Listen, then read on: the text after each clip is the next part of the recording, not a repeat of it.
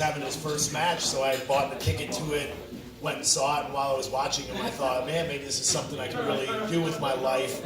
And within a few months of that, I had, really gotten my life together, started working out, putting on some weight.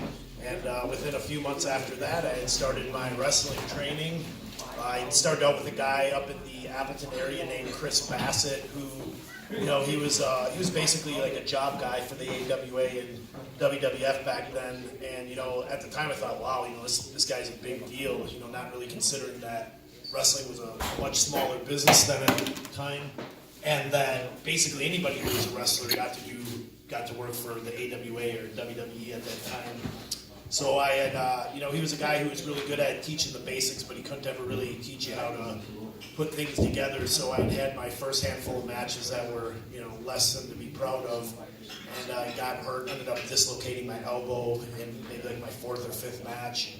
And while I was hurt, I had happened to meet some guys up by Green Bay, a guy named Mike Mercury, who was running a company called ACW at the time. He's the trainer of Ken Anderson. And basically, after I got done being hurt, I came back there and he kind of finished up my training and then kind of just sent me off on my way and just started trying to get myself booked on every single independent show within 500 miles of where I lived. So that's the basics of it. So when you started out, you said, 500 miles. What was the hardest part about getting booked in all these things? I mean, were you, cold calling people? Were you, trying to get ins with the other wrestlers you might have worked with in some of the areas? Or what was, just the most difficult part of that beginning phase? Well, I think I was pretty lucky in the fact that it was kind of like it's kind of like the internet was just starting to blow up. People were, websites were a big deal. So really what I did is I just went online and I looked up just independent wrestling companies in Indiana, Illinois, Michigan, Minnesota. And I would find these places, send them an email or a message or whatever, and then most places would just say, send us some pictures and a video. So at that time I was sending VHS tapes.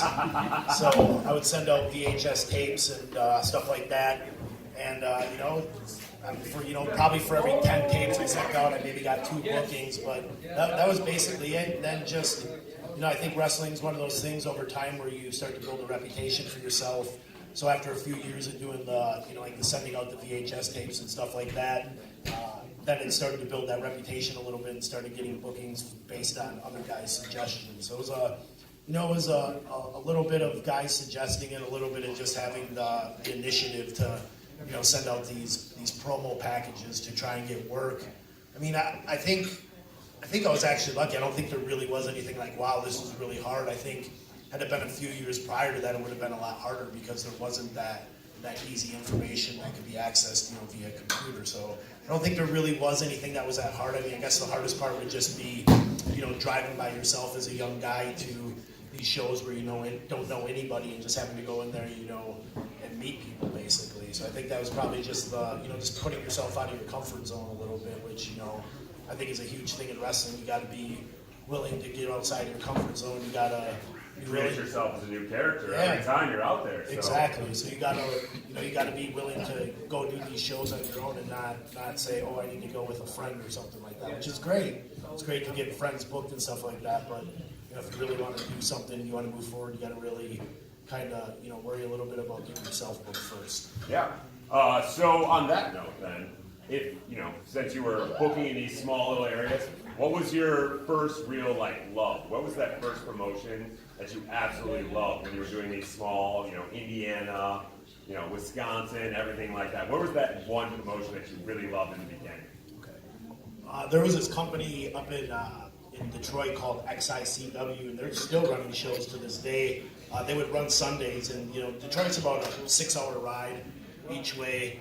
I think what I really loved about that at the time was they were using a lot of guys who were making names for themselves, guys like Jimmy Jacobs, Alex Shelley, Truth Martini, Danny Daniels. As a matter of fact, I wrestled Danny Daniels on the first show I did there, and I remember thinking whoa, this is a big deal. And to wrestle Danny Daniels, the guy who was the ref for ECW for a while. So, I mean, that was probably the first place that, I was really super excited to work for because I got to work with so many good guys like Jimmy Jacobs and Alex Shelley, stuff like that. So it was definitely a big learning curve too. It was that was one that kind of took you out of your comfort zone. But I knew at the time that's what I wanted. I wanted to be pushed and be able to, not just prove to the fans, but prove to myself that I could do it. Well, one more follow-up question then, since you just say it. What was that one time then where you did feel like starstruck, or you got into the ring and they put you against someone, you're like, holy shit, I am in here right now, and I'm, a kid right now, and I don't belong here. Like, is there ever a time you really thought that? You know what? Not really, actually. I mean, I always thought it was cool to be able to, work with guys that you grew up with watching and stuff like that. I always thought that was cool, but I always tried to, keep that thought in the back of my head of there's a reason you're here. There's a reason that you've been given these opportunities, and I think we all are, a little starstruck, at times with certain people. But I always try to just kind of remain calm about it and not let myself get too much in my head about it, because we can, especially as wrestlers, we can all attest, we can all definitely be inside of our own heads way too much. Well, exactly. I mean, you're working in front of the fans. Like, if we pretend we're like, oh, we didn't like this one time. I mean, I can totally see it just eating you alive on the inside for everything like that. Absolutely. But let's move along then into your career. You clearly blossomed into a fantastic professional wrestler. So how did you get into Ring of Honor and everything like that? How was that process for you? So actually, my wife is Valerie Malone, and she's actually, her and Dis have been around wrestling a lot longer than I have. So, back in the day, there was Mid-American Wrestling here, and so there was a guy that worked for Mid-American for a long time named Dave Prazak, who runs Shimmer Wrestling, and this must have been like 2007. They had someone from there had tried to get a hold of me to see if I wanted to do like a dark match or something for some shows that I think were going to be around the Midwest, whether it was like Chicago or Detroit.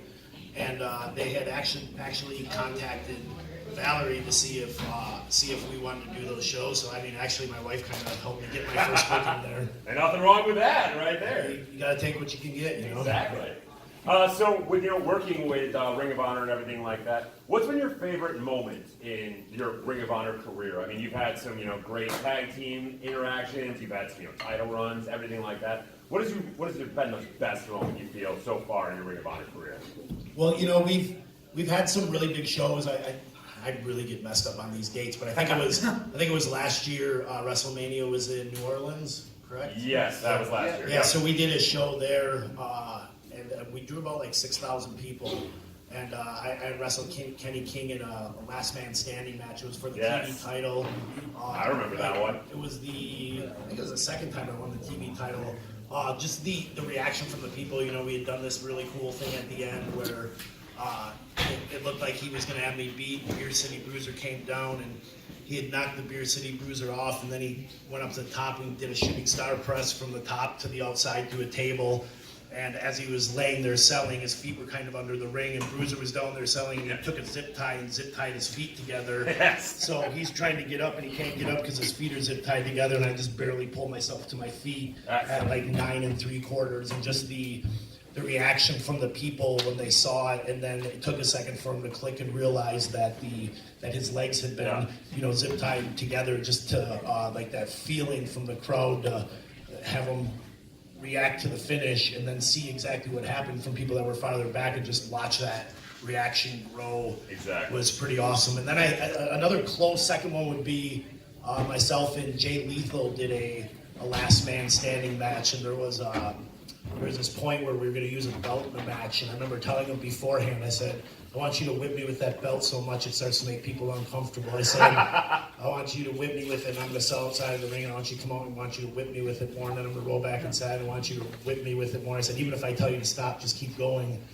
And I remember watching that match back afterwards, and he'd hit me with that belt something like 30 times. And my body was just completely covered in welts and bruises, and it was awesome. Just like, as wrestlers, we have these ideas when we talk about stuff beforehand of the reaction we want to get out of the people.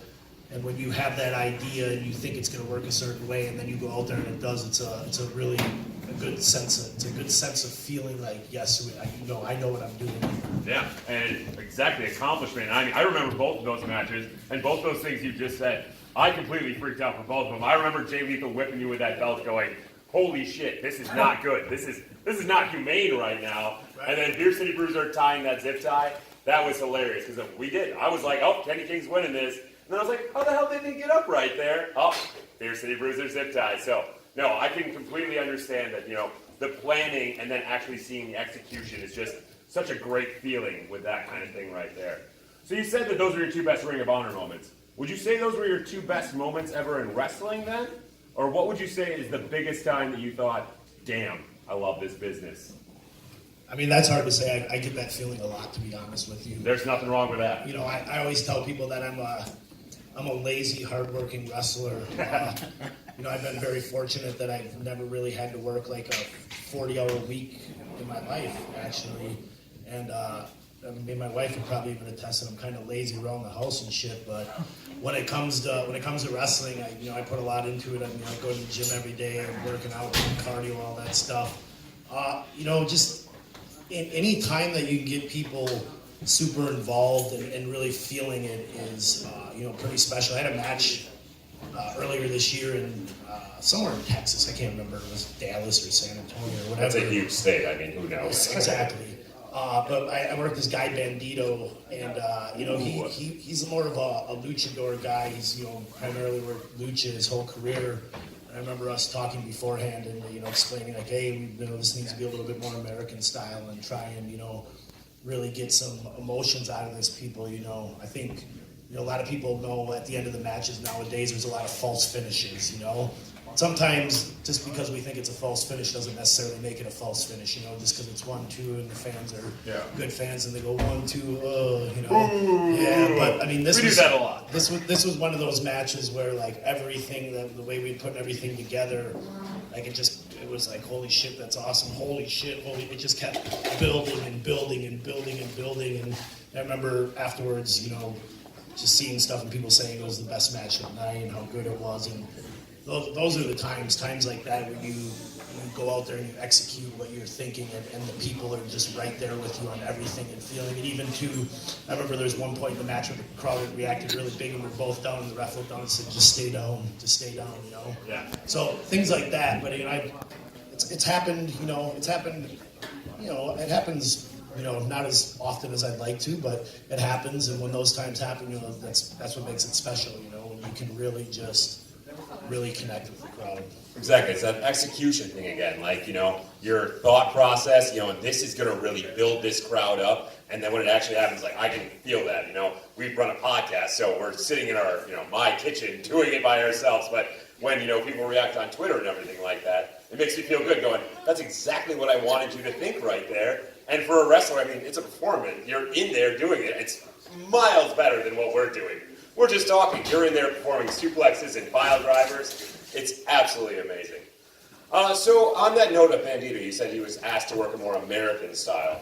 Have you, as one of the best things about you, Silas, honestly, is I think you can work with everyone. Like, from your Ring of Honor career, everything I've seen, like, no matter who they put in the ring with you, the match is great. Like, it's never subpar. I never go, what the hell was going on there? Why'd you waste my time with that? So what's your favorite style to work against? Or is there any person that you really, or style you don't like working against? As you said, Bandito's more of the Lucha Libre style. Is there anything that you really don't want to work against? And you go, No, I look at this as, when you get to a certain point, you're expected to be able to work with everybody. So I just like the challenges. I like the challenges of being able to go out there, and have a matchup that people just go, this might be a good match, and to really just surpass people's expectations. So I don't mind. I can work with guys that are old timers and want to go a little slower. I can work with guys that are, younger and do a lot more. I just take pride in the fact of being able to work with anybody and have good matches. I think that's the side of someone being valuable to a company, is to be able to get in the ring with anybody and get the best out of each other. I think that's one of the beautiful things about pro wrestling nowadays, is you have all these different styles. When you have guys that are really good at their certain styles and you can take them and you can mesh them together, I think that's what makes different matchups unique, and that's what I like. I like the uniqueness of it, and just being able to step up and be able to do what's expected of you, or go surpass those expectations. Yeah, honestly, that's one of my favorite things about you, Silas, is that all of your matches, everyone comes in booking, going, I'm the more high flyer. I'm, better at this. I'm better at this. And in your matches, you're always just, I'm the last real man. I don't give a damn what you think you're good at. I'm going to beat your ass, and I'm going to win this. Regardless if you think you're, can jump from the top rope, I'll punch you in the face. Doesn't really matter if I punch you in the face at that point. Right?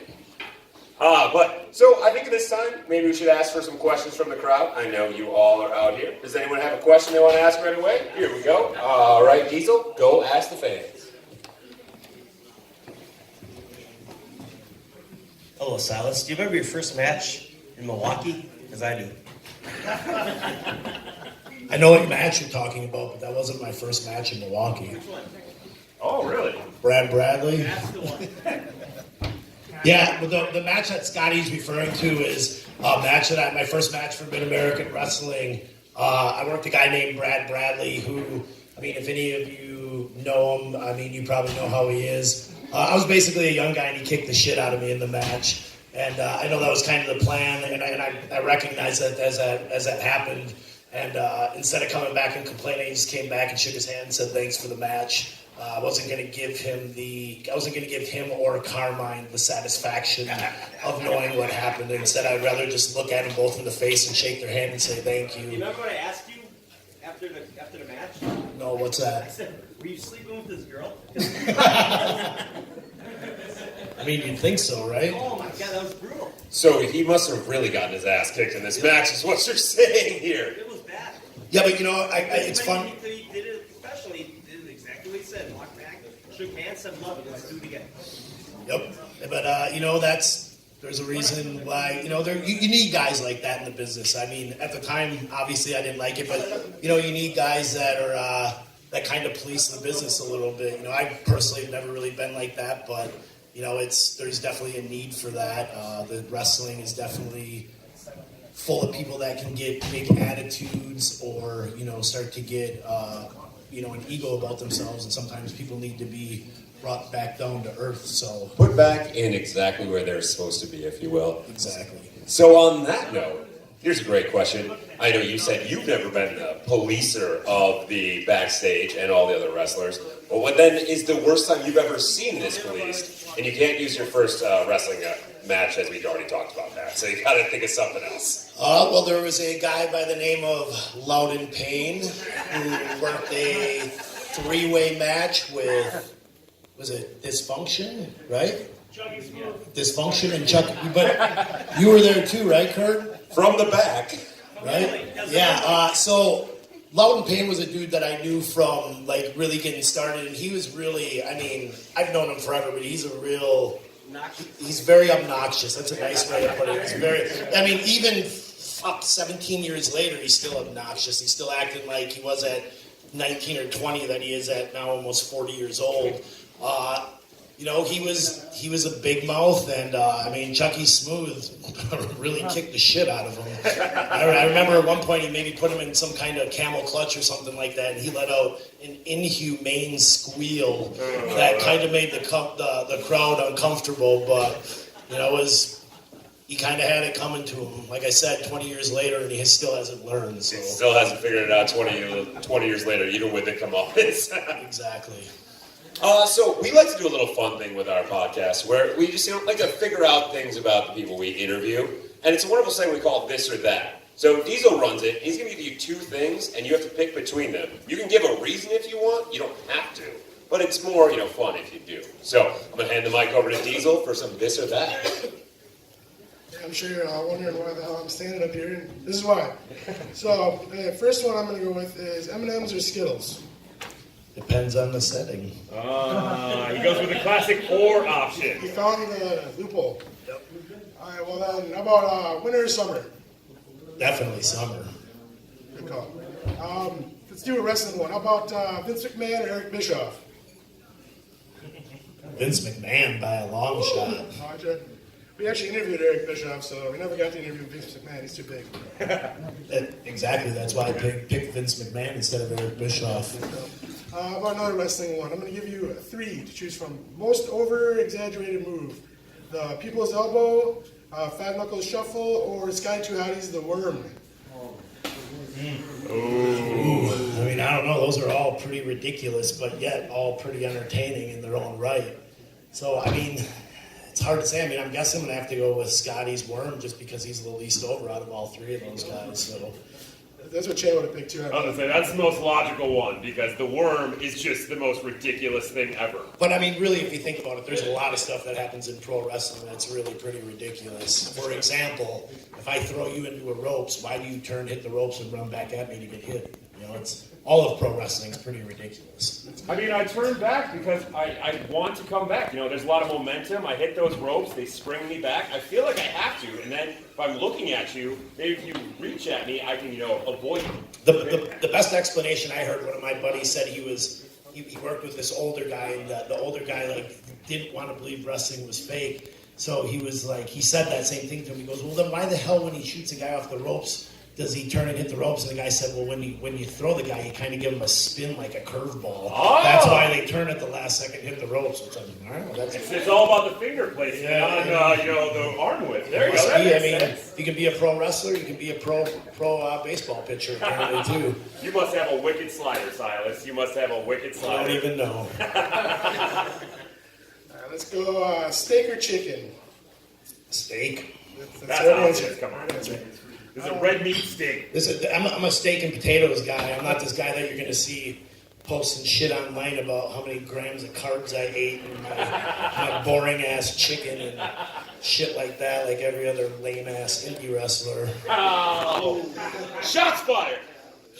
Do you like the East Coast or West Coast better? What are we talking about? We talking about rap or we talking about wrestling? Ooh, rap. Go with rap. Let's go rap. East Coast. Well, let's go wrestling Damn too. right. East Coast. Actually, All right, so actually, if we're gonna go wrestling, Midwest. yeah, there we go. That's the right answer. Found the loophole once again. I don't know. Does anyone else have any this or that? Favorite Angel Armani story? Oh, that's a question. That's for that. That works. Whichever one ends the quickest. Oh! Just fucking pin me. Does anyone else have any other questions? Right here. How long does a pain last, like in wrestling? It depends. I had a torn calf a couple months ago, and it would start to get better, and then I would wrestle, and it would be fucked up again. I think that's probably most of the stuff, it hurts, but you feel better. You go out and you have some drinks, and it feels better. But, I mean, I think, honestly, like I said, I dislocated my elbow, like my fourth match in. That was pretty fucking painful. But I also went to the hospital and had surgery, and it got fixed that night. And then the very first time I main evented a Ring of Honor show was here in Milwaukee. It was my first time having a world title shot. It was against Michael Elgin, and I tore my ACL like 4 minutes into the match. Yeah, so, and honestly, I remember it happening and thinking, oh shit, I broke my leg. But then being able to get up, like thinking I broke my leg and then moving it going, well, I don't know, it can't be that bad, it's still moving. And getting back in the ring and it kept giving out, but weirdly, I kept trying to convince myself I wasn't that hurt and worked a few more shows after that until I went to do something as simple as rake a guy's eyes on the outside and my knee fucking went out on me, and that was super painful. But I still think the most painful thing is the torn calf, because it was just, you can't get through everyday life without using your calves. I had, through December and January, every time I'd come to the show, I'd be limping into the building, dragging my leg. People look at me and say, are you all right? You gonna be able to work? And I would say, yeah, we'll figure it out. So, but I think that calf thing was probably the most painful, where it would just last, and then I would really be afterwards. I was at that point sometimes bringing bottles of alcohol with me to the building so I could drink immediately afterwards. So, on that note, is that the worst injury you've ever actually worked with when you were in the ring, was the calf tear? Or have you worked with something worse? I mean, I played sports, back in high school and, back then, and I worked with, cracked ribs and everything like that. So, what would you say is the worst injury you actually worked with? And if it's the calf, then we don't have to talk about it. But if you have something better, I would love to chat about it. I had something that was kind of happening to me off and on. Your ribs, the way they sit in, they're not like really in place. They're kind of, I don't know, they're floating. Yeah, you have a couple floating ribs. Yeah, so I had a thing where I'd wrestled up in Green Bay, and I kind of felt something in my ribs or back afterwards. I was like, oh, it's not that bad.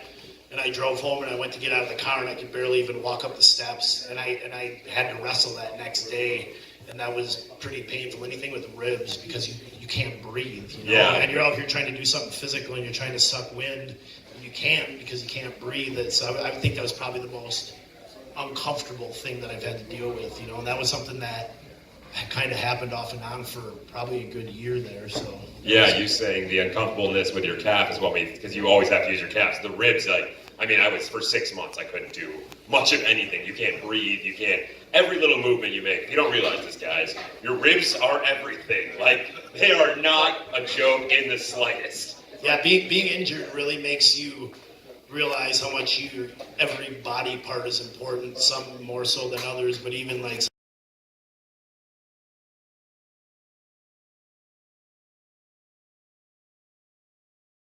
You realize how great life actually is when you're not injured. So let's move to something a little more fun. You said you traveled everywhere. Obviously, you're a Ring of Honor star. You've been doing the business for so long. What's your best road trip you ever went on, and who was your companion on that one? you know what? I've had a lot of really cool road trips. I don't know that I can necessarily narrow it down to one. I mean, I went to India last summer. We were there for like a week.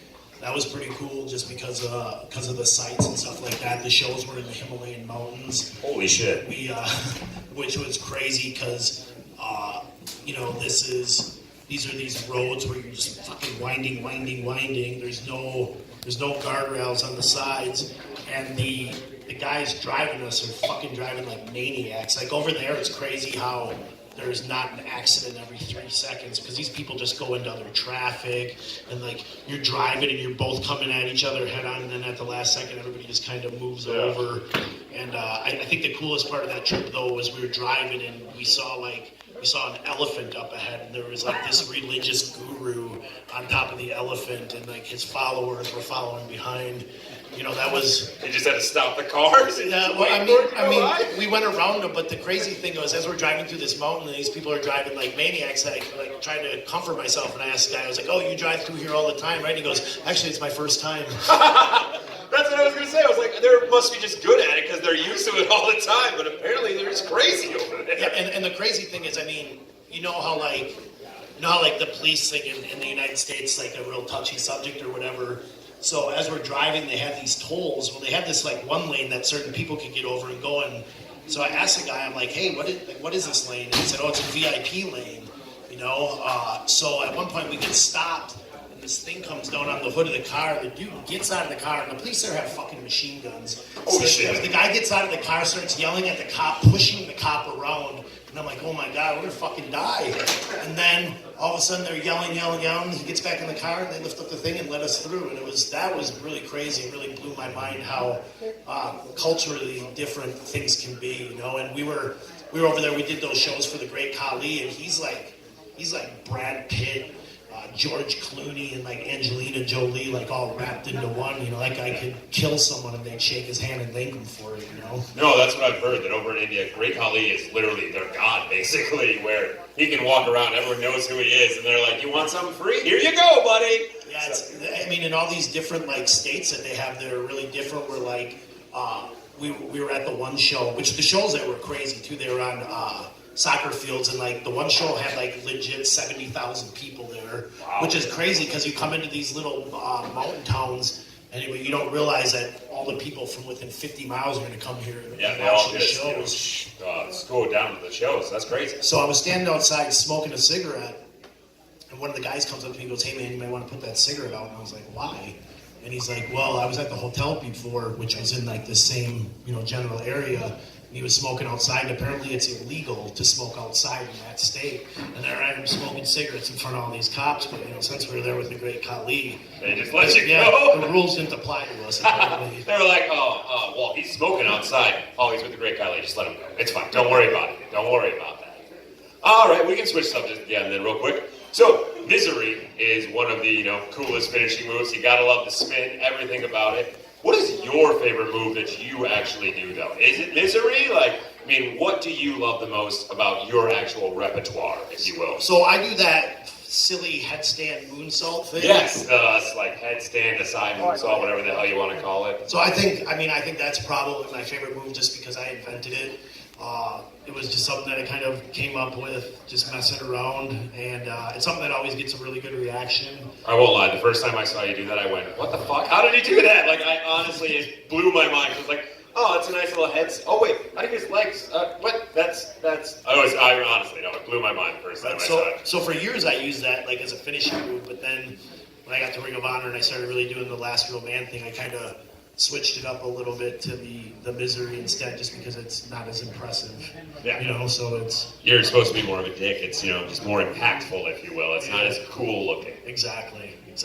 So on that note, what really inspired the last real man gimmick? I mean, we're all clearly Wisconsinites, so we know that we're all the last real men in the world, but that's neither here nor there. But what inspired you to run with this in Ring of Honor? So growing up, I had 5 older brothers, and my dad was a real asshole. Kind of rightfully so, though. All my older brothers are kind of dipshits and got into trouble and stuff like that. So you took the brunt of the force from the other idiots? Kind of, but not really. Like before I was born, apparently my dad was a really big drinker and a real angry alcoholic, and he had there had been times where he had beaten up my older brother's friends when they were 17, 18 years old, where they were all drinking together, and one of them mouthed off, and my dad threw him through a wall or something. And even growing up, as a teenager, the kids in the neighborhood were all legit scared of my dad.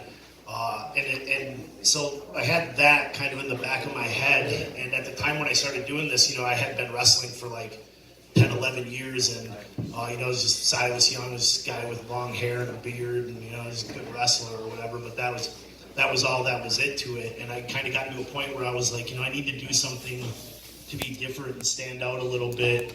And also at this time, we just started noticing how it's being a straight man nowadays in America is a bad thing or something, I guess. It's a little different in 2019. Yeah, that's for damn sure. Yeah, it's people just assume so many things about you. And then we also had guys getting their eyebrows done and manicures and wearing tight jeans, and nowadays there's a lot of dudes out there who spend more time getting ready in the morning than their girlfriends or wives do. I got ready in 2 minutes this morning. That's because you're a man. Damn right. So I kind of started looking at this stuff and noticing how men have been kind of becoming a little bit more effeminate. So I decided, any good character is polarizing. You're going to have people that love it, but you also want people that hate it. So I've always felt that I perform better as a heel. So I looked at all this stuff and I thought, my dad's a real man. My dad always had the mustache. He had the slick back hair. So that was kind of where the inspiration came from, was a good chunk of my father and a good chunk of just where society was going in general.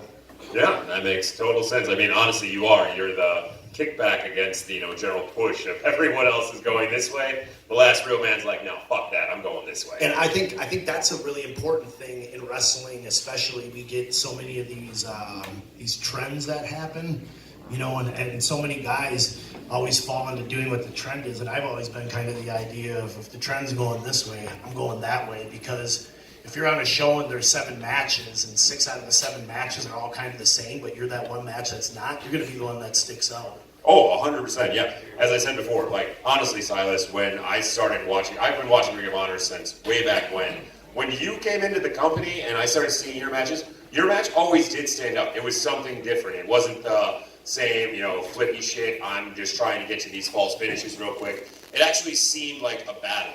And it's not to say I'm not trying to, go anything against the other matches on it, but I've always truly enjoyed your working style of, no, this is an actual fight, and I'll take your moonsault and everything like that, but you're going to take an elbow to the face in about the next 3 seconds, so you better damn well accept it. Exactly.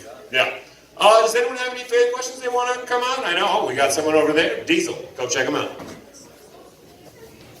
Well, speaking of, going by the way, speaking of the handstand on the turnbuckle, I was wondering, why did you slap the turnbuckle before you do up there? Is that a superstitious thing? Because I'm pretty superstitious myself, so I was kind of wondering that. I said, welcome home, my friend. I think when I first started doing it, I was working as a baby face or a good guy forever, and it was just kind of one of those things to really get the people into it. You know, like when you're in a tag match and the guys are down and the other baby face is waiting for his partner to make the tag or slapping. It's kind of like Trying to get the crowd yeah, going. you're just kind of trying to put that little subconscious note in the fans' mind of, oh, this is cool, this is important. So that's always, which is funny that you say that, because when I would, wrestle as a heel, I would do that, and Roderick Strong would always yell at me and be like, "Hey, bro, I don't get why you always got to hit that fucking turnbuckle." So yeah, that's it's just one of those babyface things that stuck around and it's been kind of a bad habit I can't break. Oh, we all love it though, so don't feel bad about it. We accept your bad habit on that one. So mentioning Roderick Strong, who in the WWE right now, I know you've worked with a ton of them because they have pilfered Ring of Honor for most of their stars. Who right now who is working in the WWE have you worked against who was the worst? I know most people probably ask the best. I want to know who you hated who is now with the WWE working against, if there's anyone. You could be nice and say no one. I really don't think there was anyone, to be See, honest and that's why Silas is such a nice guy in real life. In the professional wrestling world, he's a dick though. Well, that's real man's a dickhead. But this guy, he's nice. Yeah, I mean, I think anybody that makes it to a point where you're making a living doing this, I think you're really good at what you do. And I've always said too, like when it comes to doing certain shows for certain companies, I never worried about who my opponent was. Like when I worked for a company like AAW, or when I was working for Ring of Honor, because I knew all the guys that were there were professionals and we were going to be able to go out there and put on a good performance. So I can't really think of anybody that I would have been like, oh, I hate working this guy, All right, well then we'll go the nice way on this question then. Who is your favorite to work with? It's the same thing. It's hard to pick out, man. You're It's too hard damn nice right now. No, it's not even about being nice. It's just all these guys are super talented, and I've had good matches with all of them. I can't really point out. I mean, there's been guys that are a little bit more difficult to work with, maybe in the sense of like putting stuff together. Like, for instance, when me and Dalton were doing our stuff in the beginning, I used to always say, God, you're a pain in the ass to call a match because you're so fucking indecisive. You don't know what you want to do, and we'd spend so much time putting it together. But by the time we got to the end of that, the stuff started going a lot more smoothly. So there's just guys that have little certain personality quirks or whatever that maybe make things a little bit more difficult to put stuff together with, but It's more just the quirks than their overall, working attitude and everything like that. Yeah, absolutely. All right, that makes sense. That's a fair answer. I'll give you that one. All right, so let's go. Do you have a favorite person that you've ever worked with then? Back in your early days, like a trainer, or even someone currently going right now? Is there anyone that you really think? I know everyone's great to work with, but who in your mind do you go, damn, if I can work one more match, and it's my last match ever, it's going to be against this guy? So, like, when I was real young and first got started, there used to be a little joke that on every Wisconsin indie show there was a Silas Young, Angel Armani match. We used to, for probably a good 2-3 years, we probably worked each other 50 times a year. We would go out and travel together, and I always tell people the string of matches that me and him had together really helped us both improve as wrestlers. He's definitely a guy who's really respected for his psychology, his in-ring psychology, as far as getting good reactions from the crowd. So I always say working with Armani was something that was really influential and big in how I still continue to work these days. I think as far as that goes, I think he was definitely the one opponent that really helped me just step up my game, because we also, even though we were wrestling each other all the time, we never wanted to say, oh, let's just do that match we did the other night. We never did that. See, and that's impressive there. We always wanted to push ourselves and do better and better and better. So I think, working a guy like him at that point in my career was super beneficial. But nowadays, if I had to look at any guys in the last few years, I would say Jay Lethal. He's a consummate professional.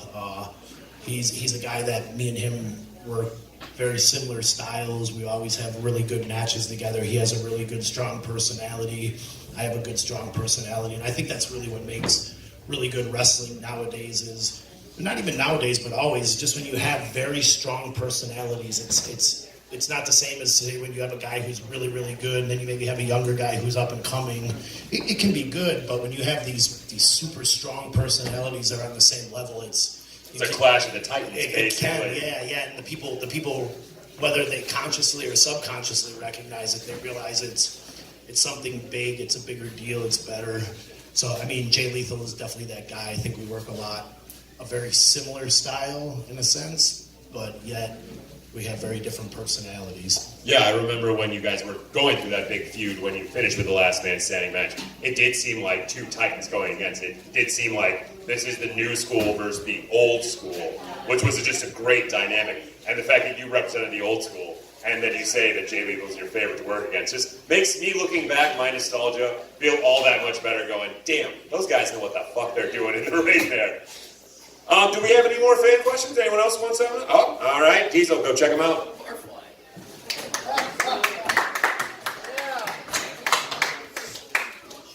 You want another whiskey and water? Just whiskey, no water. Yeah, it's on the rocks, man. So, Since this is whiskey on the rocks, and I know you said they all taste the same, do you have a favorite whiskey though?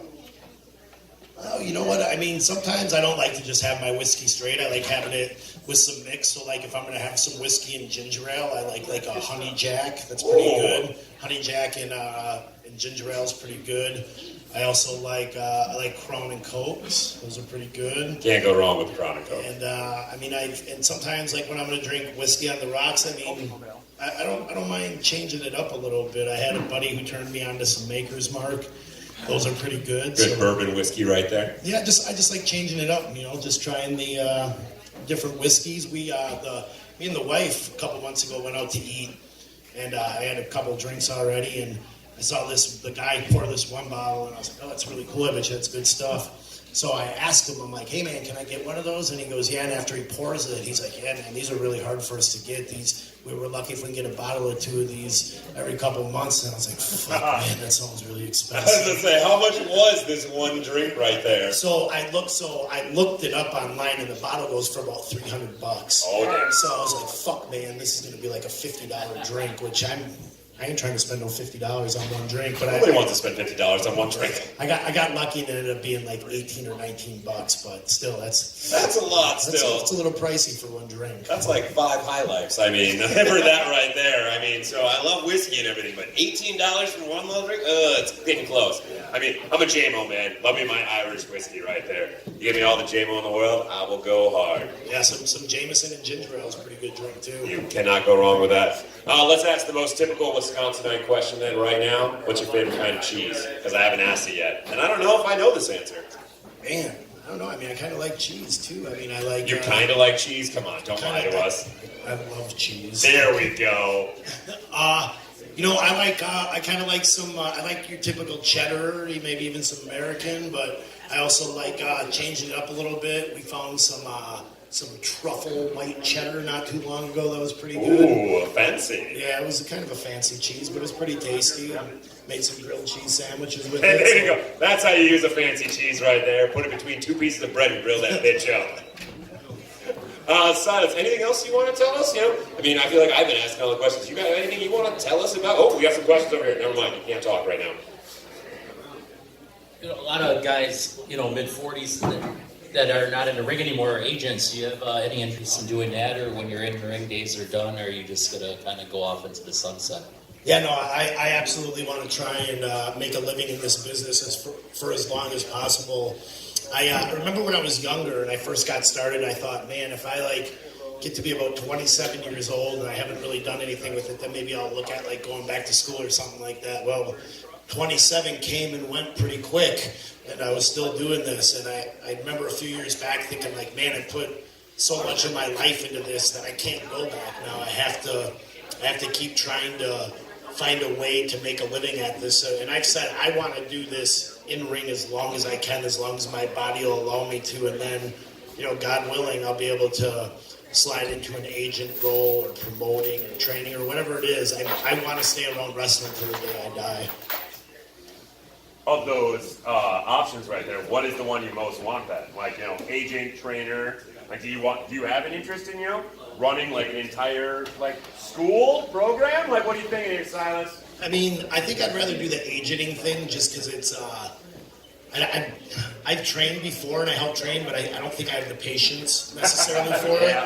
I think I'd be better serviced in in an agenting role, I think I'm pretty good at helping guys who already got an idea what they're doing on how to maybe do what they're doing and make it better, or how to help develop characters a little bit. So I think I would definitely rather do something with guys that are a little bit more advanced, or something like an agenting role. And to be honest with you, if you got an agenting role, that means you're working for a company that's giving you a salary. I was gonna say, if you got the agenting role, you pretty much set yourself up right there. Exactly. Any other fan questions? I think you got a few more over there.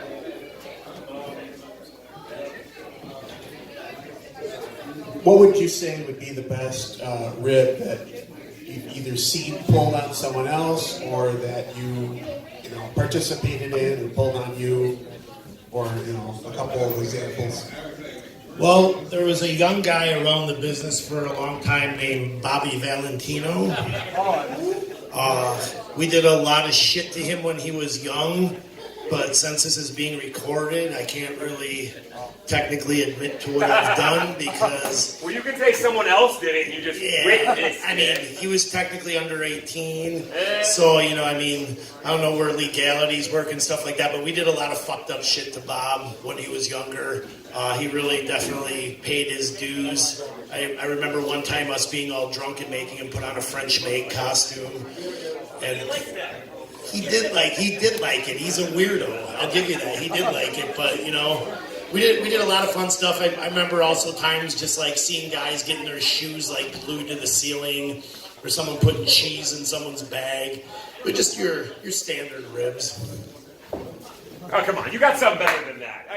I mean, we have heard stories of Randy Orton shitting in people's bags. Come on, you've been around the business for so long, Silas. Give us something better. Yeah, but the thing is, ribs aren't like they used to be. Like, guys back in the day used to be real fucking assholes. They like, which I always thought was weird, was like, oh yeah, they like took scissors and cut up this guy's clothes. What a rib. But it's like, I don't know, you just kind of a piece of shit. You just cut up this guy's clothes and he ain't got nothing to wear. That's not really a rib. You're just being a piece of shit. That's not really funny as much as it's just a dick move. Like, I've always looked at ribs as something that's like, okay, if I take your shoes and I super glue them to the ceiling, like, yeah, you're gonna have to pull them up. Like, you can still wear those shoes. You can still get them back. Yeah. But as far as like the Randy Orton shitting in someone's bag, like, I think it's cool that you can clean the bag. Yeah, but the whole bodily fluid thing, and so I've never done anything super harsh like that, or seen anything super harsh like that. I think that kind of plays into like the whole thing of like, I don't believe in like beating the shit out of guys. Like, you got a young guy and you chop the shit out of him, one thing, that's fine. But when guys like take a guy and like literally kick the shit out of him, like, that doesn't make you a man to beat up someone who's giving you their body and is trusting you, So my same thing kind of applies with ribs. Like, yeah, it's funny to fuck with guys and stuff like that, but you're not really ribbing them anymore if you're destroying their property and stuff. Now you're just being a piece of shit, Yeah, there's a level that you just, you don't need to go past it. Yeah, like you said earlier, like I'm really good at being a dickhead, but I'm not. Like, I'm kind of quiet and standoffish till I get to know people, but I'm not like that. I'm not looking to fuck anybody's life up or whatever, Well, damn well, you play a damn good character then, because, you see on TV and I'm like, I don't want to talk to that guy because he might punch me in the face for no reason. But in real life, you're such a nice guy. It's wonderful. Do we have any more fan questions? Anything? Oh, we got another one over there. Silas, do you ever work at Adam Pierce? I think we maybe did like a tag or a 6-man tag or something, but that's it. No, I never did. I think Pierce was kind of, I think he was gone away from here by the time I started coming around. All right.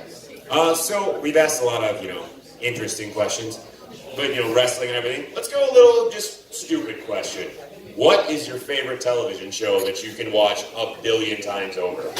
Because, honestly, at this point, I've watched Parks and Rec at least 30 times, and I'll go watch it right now when I go home. Anyways, just for shits and giggles.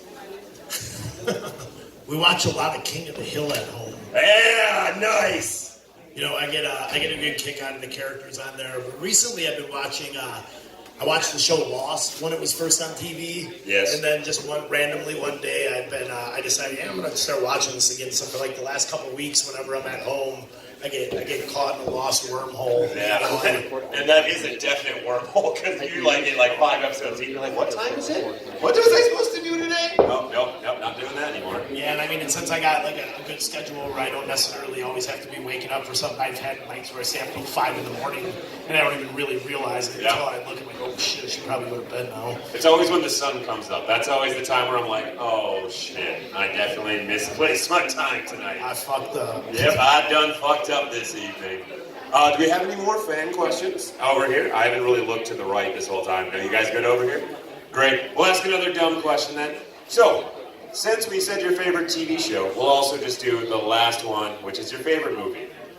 Which is just the dumbest question, and I'm sorry I'm asking it, But so I've seen a lot of good movies. I felt like movies were better when I was a kid. I mean, how old are you? I am 31 right now. All right, so I'm a little bit older than you, but I felt like in the 80s and 90s we had some really good, solid movies that came out, Yeah, we had some right? bangers back then. Yeah, So no, they were great. Then we got to like the early to mid 2000s, and there was just no good original ideas. Rehashes and Yeah, remakes. everything was just shitty remakes. Or the fourth sequel on the, the same stupid franchise. Any movie part 4, you can always tell it's going to be a real stinker, you know? What are you talking about? Saw 4 is the best movie that was ever invented. I mean, come on. So I think if I had to really look, I was a really big fan when it came out at the time of The Usual Suspects. Damn right. You can't go wrong with that one, right? That was a solid movie, you know, and it was...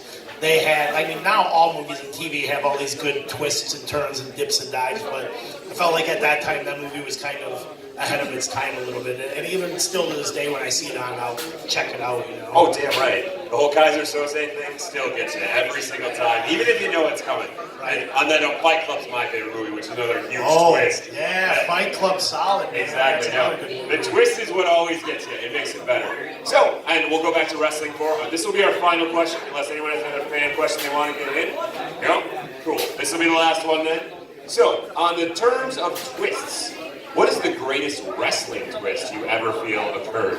You know, I mean, we have some things, you know, with Vince McMahon, Stone Cold, heel turns, anything you want to do. What was that one time, as a kid, as an adult, whatever you want, that the twist really made you go, holy shit, I did not see that coming in the slightest in wrestling? I mean, I don't know if I saw it coming or not, but I think the biggest historical twist had to be Hulk Hogan turning heel and joining the NWO. Ooh, yeah. Just because we've been so programmed for so long, you know, and honestly, that really set off, at least in my opinion. I mean, it can be argued because at that time wrestling was growing, but it really, you know, we had the Monday Night War thing wasn't really quite happening then, and WCW was just like signing away all these old WWF guys. But when Hogan turned heel, I think that's really what like put the, you know, like lit the fire, and then it kept growing and growing and growing. And you know, it's crazy. Just I remember thinking like, holy shit, like this can't happen, you know. Yeah.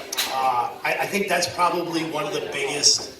The biggest historical twist that had like the most effect on the wrestling business is the fact that it, you know, created the Monday Night Wars. And I think that, when did that happen? 96 maybe? Yes, right. Yep, 96. So 96 or 96, 97, 98, 99, that shit was hot, even into like 2000. But then WCW just had this thing where like, they've fucking been doing this NWO thing for 4 fucking years, and they never changed. They never had an end. They had never had an end game. They were just like, "Oh, this is working. Let's just keep add adding." more people into it and make a second faction of the. Oh, I was a WCW kid growing up, so believe me, I know of the pitfalls and the burning of WCW that makes me sad. I mean, and it got to the point at the end where like Jeff Jarrett was running like the NWO. It might have been Black and Silver. It was the NWO. It was Hollywood and Wolfpack divisions, and it was garbage. It was so bad. Yeah, I mean, at that point we had seen 200 episodes of Nitro, just like a bunch of dudes coming out in the ring and like Sting joined the goddamn Wolfpack, for God's sakes. He was created to fight the NWO, and then they had him join it. It was,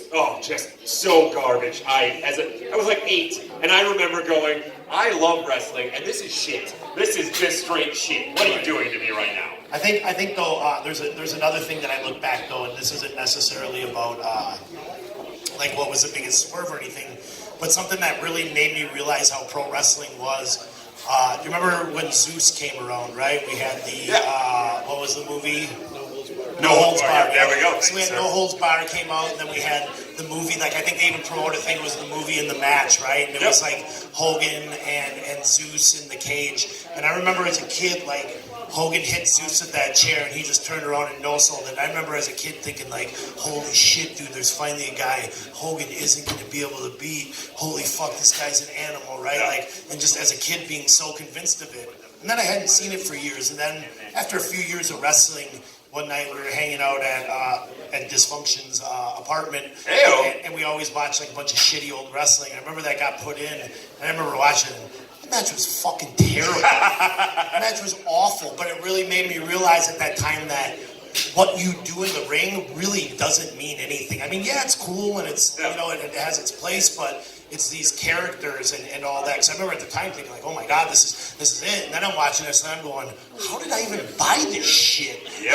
How did I fucking believe that this is real? This is garbage, you know? But it just really, that was at that point that it really clicked in my head that like, man, like the strong characters and the strong personalities is what really matters in wrestling. You know, that's what sucks the people in. And I think sometimes as wrestlers, we forget that because nowadays you have guys like Daniel Bryan, for example. I'd say Chris Benoit, but he has like 30 connotations behind his name. But you have guys like that are like, I'm a really good wrestler and I have a first name and a last name. And I feel like that's so many guys in the independents nowadays. They want to be Chris Benoit or they want to be Daniel Bryan, and they don't get that like for like every Chris Benoit or Daniel Bryan, there's like fucking 5 million of those dudes trying to be that. You have to be very special and unique. So in order to be something that's going to be noticed, you need to have some kind of personality instead. Yeah, no, that is definitely one of the greatest lessons that people need to start standing out. We're now in like a sea of so much great wrestling. There really is so much great wrestling out there, but there is a lot of guys who all just kind of seem the exact same. And then the last real man who kicks back will be the one who rises to the top, if you will. All right, but thank you all so much. Let's give Silas a big round of applause for this wonderful Q&A. We have been View from the Top Rope. I am Chad. He's Diesel. Make sure you check us out on the Visionaries Wrestling Network. Just Google it. I swear to God, we dominate the first 4 pages of Google. Visionaries Wrestling Network. Look it up. Follow us. Give us a listen. You all have a great day. And make sure you damn well enjoy ICW Milwaukee today. Thank you. Thank you. Thank you all so much.